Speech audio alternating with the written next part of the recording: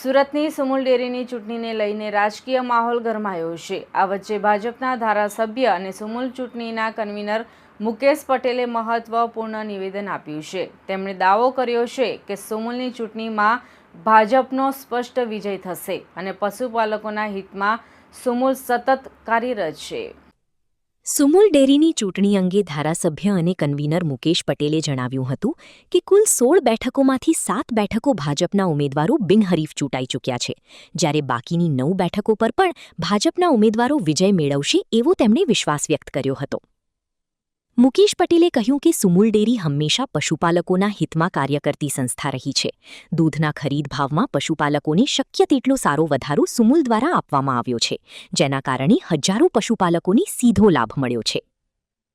તેમણે વધુમાં જણાવ્યું કે ચૂંટણી લડવી એ વિપક્ષનો અધિકાર અને ફરજ છે। જો કે છેલ્લા ઘણા વર્ષોથી વિપક્ષ પ્રયાસો કરી રહ્યો છે, છતાં સુમુલનું સુકાન તેમના હાથમાં આવ્યું નથી। મુકેશ પટેલે રાજ્ય સરકારની વિવિધ યોજનાઓનો પણ ઉલ્લેખ કર્યો હતો। તેમણે જણાવ્યું કે પશુપાલકોને વ્યાજમુક્ત લોન, ગાય અને ભેંસની ખરીદી માટે સરકાર તરફથી પ્રતિ પશુ રૂપિયા 15,000 સુધીની સહાય તેમજ જિલ્લા સહકારી બેંકો મારફતે રાહત દરે લોન આપવામાં આવી છે। રાજ્ય સરકાર પશુપાલકોની તમામ રીતે મદદ કરી રહી છે। અંતમાં તેમણે દાવો કર્યો કે આ વખતે સુમુલની ચૂંટણી એકતરફી રહેશે અને ભાજપ તમામ બેઠકો પર જીત નોંધાવશે। સુમુલ ડેરી માટે 16 સીટ માટે ઇલેક્શન જાહેર થયું હતું। એમાંથી 7 સીટ ભારતીય જનતા પાર્ટીની બિનહરીફ ચૂંટાઈ આવી છે, જે 9 સીટનું ઇલેક્શન હતું। એમાંથી આજે ઓલપાડ ઝોનનું ઇલેક્શન સુમુલ ડેરીના કેમ્પસમાં હતું। 100% મતદાન થઈ ગયું છે અને તમામ 9 સીટ ભારતીય જનતા પાર્ટીની ચૂંટાઈને આવવાની છે અને 16 બેઠક ભારતીય જનતા પાર્ટીની।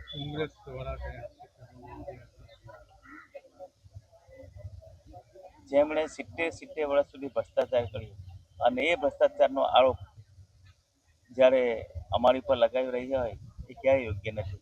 પોતે પોતાનું છબીમાં મોં જોઈને આવે પછી બીજાની ઉપર આક્ષેપ લગાવે। જીતનું જશ્ન કઈ રીતે જીતનો જશ્ન 17 આવજો એટલે જશ્ન તમને જોવા મળશે। મુકેશભાઈ, જે પશુપાલકો છે તેમને પોષણ ભાવ નથી મળી રહ્યા, તેને લઈને શું?